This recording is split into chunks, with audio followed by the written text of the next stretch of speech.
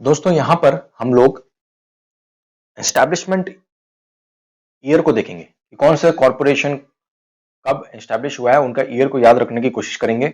Administration word code को हम देख रहे थे यहाँ पर, और यहाँ पर ई से हम देखेंगे एस्टैब्लिशमेंट ईयर। इस पे बहुत क्वेश्चंस आ सकते हैं, आते भी हैं, हर साल एक क्वेश्चन आता है और ये आपको इंपॉर्टेंट है आंसर फ्रेम करने के लिए। तो की फोकस एरिया क्या रहे, प्लानिंग क्या करी हमने, और कौन कौन से जो इंस्टीट्यूट है कब किसके बाद आता है, तो हम इसको एक पॉलिसीज कौन कौन सी आई हैं, गवर्नमेंट की policies, planning and corporation, planning के अकॉर्डिंगली कॉर्पोरेशंस बने। और यहां पर इंपॉर्टेंट फॉर प्रीलिम्स है ये एंड फॉर मेंस। अगर आप इन फैक्ट्स को डालते हैं तो मेंस पे बहुत अच्छा इंपैक्ट पड़ेगा। तो अगर प्लान वाइज देखें, क्योंकि 5 ईयर प्लान हमारे यहाँ पे शुरुआत से चला है, तो अगर आप प्लान वाइज को देखें तो एक फ्लो आपको नजर आएगा, इससे आप इजीली रिमेंबर कर सकते हैं।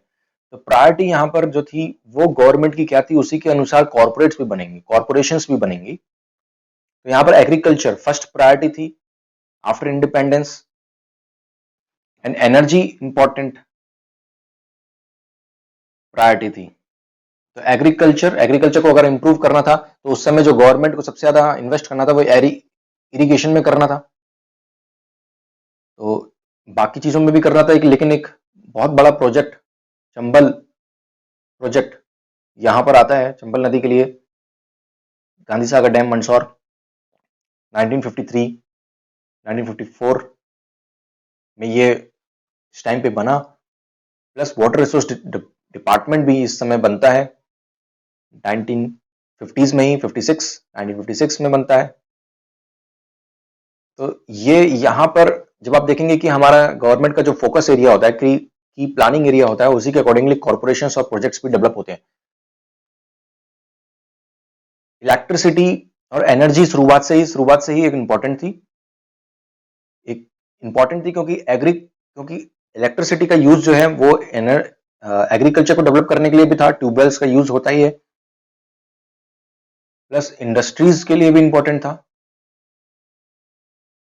Agriculture industries, plus house hold rural मतलब कि गांव में इलेक्ट्रिसिटी पहुंचाने के लिए भी एक बहुत बड़ा प्लानिंग प्रोजेक्ट था और ये प्रायोरिटी में था, जस्ट आफ्टर इंडिपेंडेंस प्रायोरिटी थी।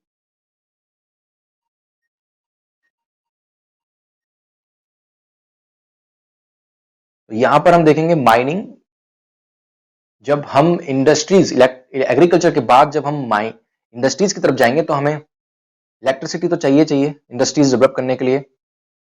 अब ये हमारी प्रायोरिटी बन जाएगी 70s 80s 70s में, 60s में, 80s में।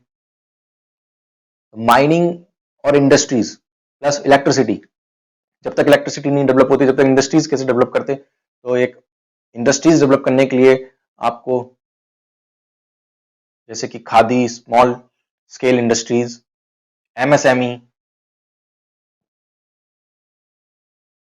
यहां पे ये सारे कॉर्पोरेशंस इस समय डेवलप हुए थे।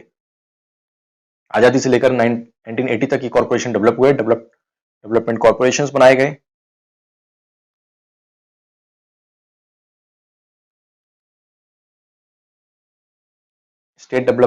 इंडस्ट्री डेवलपमेंट कॉर्पोरेशन 1965 में बना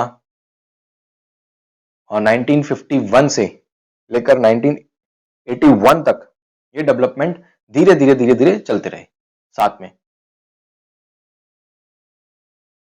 और यहां पे अगर हम 80s में देखें, 81 में देखें तो दो चीजें बहुत ज्यादा क्रॉप अप हुई थी 81 के बाद।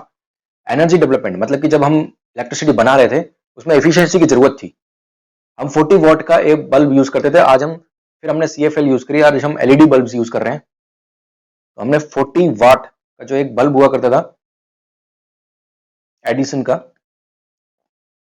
कंपनी का यूज करते थे, 40 वॉट का हुआ करता था। एफिशिएंसी बहुत जरूरत थी क्योंकि यहाँ पे हमें शॉर्टेज थी और रूरल पॉपुलेशन को अगर तक इलेक्ट्रिसिटी पहुंचानी तो हमें सेविंग भी करनी थी। तो हम 9 वॉट का हमने एलईडीज आज हम घरों में यूज करते हैं। तो एनर्जी डेवलपमेंट यहाँ पर बहुत इंपॉर्टेंट एक प्रायोरिटी बन गया एमपी में।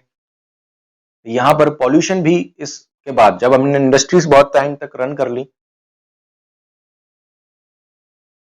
और वर्ल्ड में इंडस्ट्रियलाइजेशन बहुत पहले आ गया था, तो यहाँ पर हम पॉल्यूशन से हमारा सामना हुआ 1981 में, पॉल्यूशन कंट्रोल बोर्ड। और पॉल्यूशन जब हुआ तो ग्लोबल वार्मिंग हुई, तो यहाँ पर पॉल्यूशन कंट्रोल बोर्ड को इजी है रिमेंबर करना।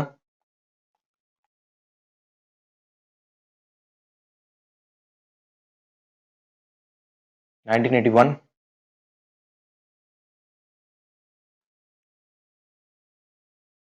तो एनर्जी इंडस्ट्रियल, फिर यहाँ पर इंडस्ट्रियल पॉल्यूशन होने लगा, तो ग्लोबल वार्मिंग हुई, और आज हमें ये फील हो रहा है कि ग्लोबल वार्मिंग से डिजास्टर्स के ज्यादा बढ़ गए हैं। तो ये 1987 में डिजास्टर मैनेजमेंट हुआ, फिर हम यहाँ पर एक्सपोर्ट पे ही फोकस कर रहे हैं, क्योंकि इंडिया को सेल्फ रिलायंट तो बन गया है, अब वर्ल्ड लीडर बनाना है, तो SEZ बहुत इंपॉर्टेंट यहाँ पर रोल प्ले कर रहा है, स्पेशल इकोनॉमिक जोन्स।